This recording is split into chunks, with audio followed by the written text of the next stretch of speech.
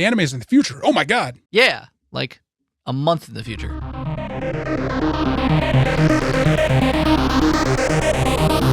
Hello, my name is Steve. And I'm David. And this is Anime Plus, where we were talking about Shoshimin, How to Become Ordinary, Season 2. Woo-hoo. All right, episode 15 of Shoshimin.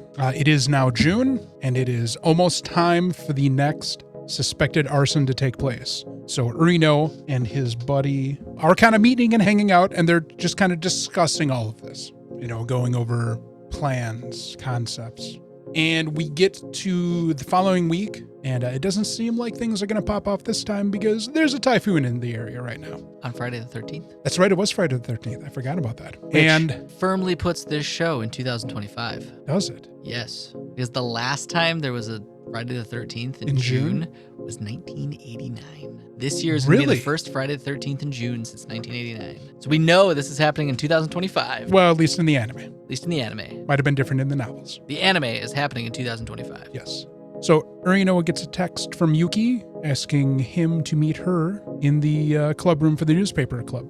Shows up, questions her, hey, how'd you get in here? And she's like, I just told the people in the office that I was part of the club and they gave me the key. Funny how easy that is. And then they have a blasé kind of discussion. He asks her what she wanted from him. And she tells him that she was curious, what his plans were going to be if they were going to try to track down the arsonist this evening. Kind of like who was all going to be involved, kind of where you guys are going to be hanging out, scoping out their dragnet. To her disappointment, it's not going on tonight because they figured it's not very effective environment to start a fire in the middle of a typhoon. No, water isn't very conducive to fires, surprisingly. Yeah. He'll take under consideration letting her know that information for July's event.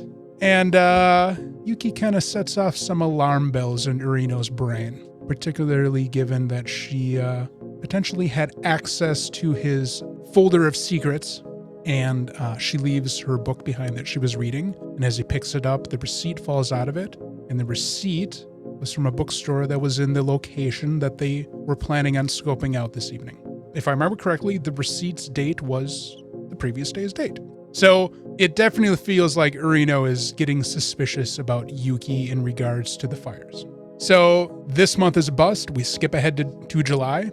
We have Jogoro and Kengo having a conference where they're planning some sort of action in relation to the newspaper club's efforts to try to stop the arsonist for this month.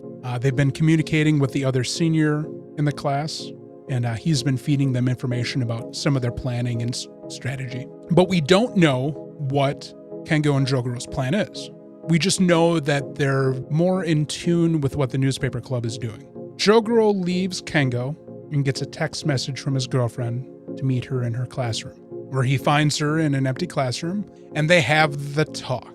The talk of, I'm breaking up with you, and I'm breaking up with you because you apparently don't care about the relationship because nothing's changed since day one, and when you heard rumors, whether they're true or not, about me dating other guys at the same time, you apparently were not bothered by that. You didn't give a fuck. Yeah, like when we went out to lunch, when you already knew that this rumor was circulating. You're more worried about my tomato.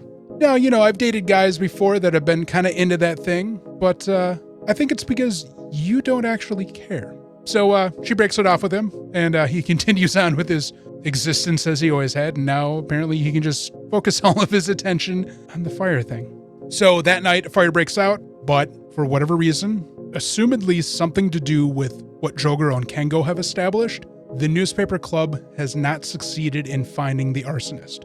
And when the newspaper club reconvenes back at the school, Urino begins to formulate plans for catching the culprit. And he's pretty sure he knows who it is. And I'm assuming that I know who it is in reference to Yuki. Oh, yeah.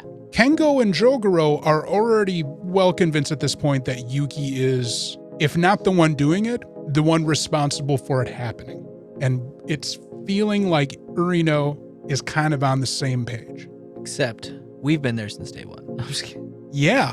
The tension is building even higher than it did last episode. The tension is rising, yes. Yeah. It's there. We have reached the point of climax. Next episode might be the climax.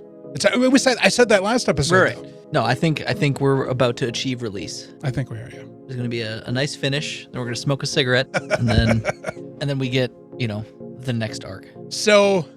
Osanai's prison arc. Part of me wants to say that this show is not straightforward enough for the culprit to really be Yuki. I'm so conflicted as to whether or not she actually has anything to do with this or not. I had that same thought too. There's so many clues that point to her being it. It's like, no, that's too obvious. She's smarter than that.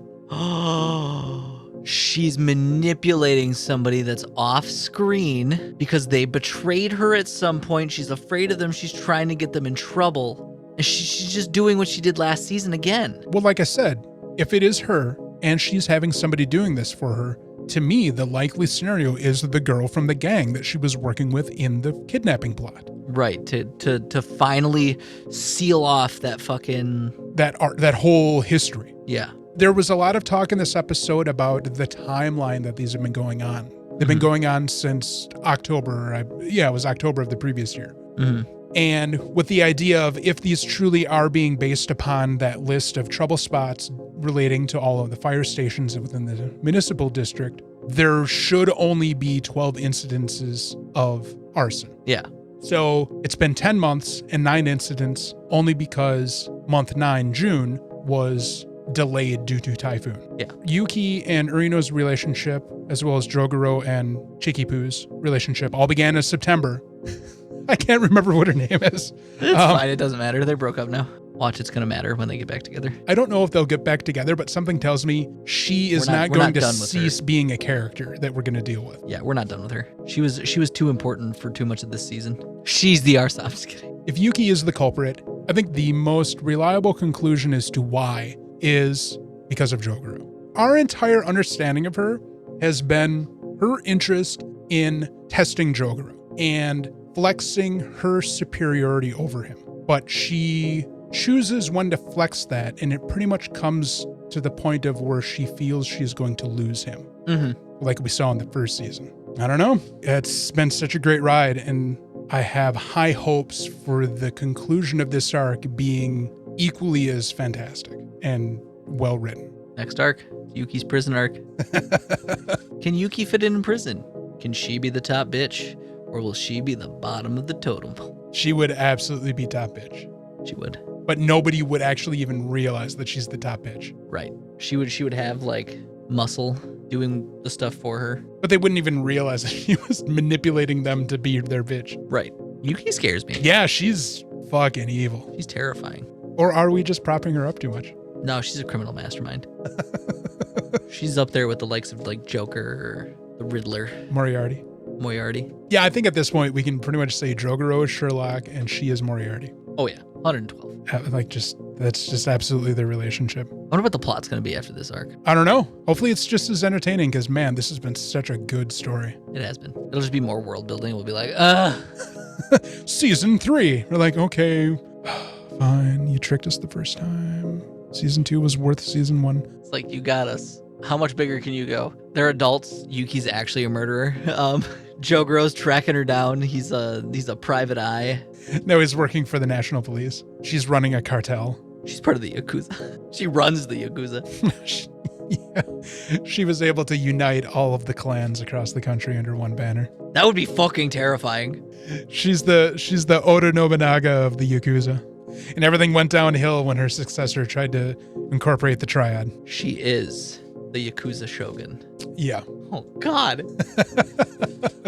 The Shogun of the crime world. The crime shogunate. Anything else? That'd be a fucking entertaining series. Maybe. There's an old anime. I think it came out in 92 called Sanctuary that's based off of a long-running manga of the same name. Mm-hmm. It's just an OAV. It's like 45 minutes, 50 minutes.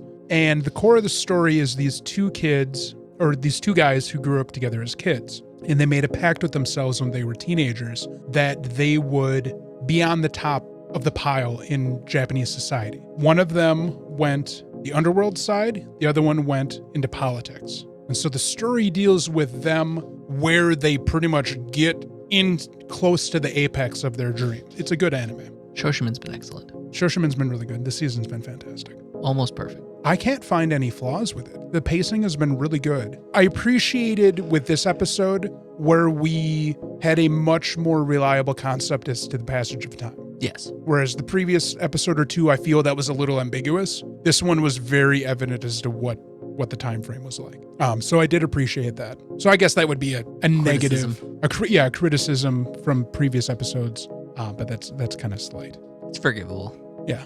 But I feel, having the concept of the passage of time is important to a story like this. Well, a lot of stories in general. Oh, yeah. Because we only spend 20 minutes with them a week. Good soup. All right. Well, thanks for checking us out and continuing on this journey as we talk about Shoshimin. Don't forget the regular podcast, which comes out on Fridays, where we are talking about 3 other new series of the season. They are Kowloon Generic Romance, My Hero Academia Vigilantes, and Lazarus. And don't forget to find us on socials. I'm the one who runs all the socials, so you can come harass me. And come join our Discord channel and harass both of us. And, we've been having some conversations with one of our members in regards to theories about Shoshimin. They had brought up an idea about Yuki and Urino's relationship, where Urino feels that he is superior to Yuki and is flexing on her and doesn't appreciate her abilities and prowess, which is a valid concept because Yuki plays everything really close to her chest and doesn't reveal her genius. So I hadn't thought about it that way because I come into this with a preconceived notion of how manipulative and intelligent Yuki is. I think they might be right about Urino misjudging Yuki and her position in things. Yeah, he definitely is of the mind of being holier than thou. But a lot of his actions feel like he is also trying to impress her. Yeah, weirdly. We'll see what happens when assumedly, the confrontation happens next episode. We'll see if the net closes. All right. Well, thanks again for listening, and we'll check everybody next time.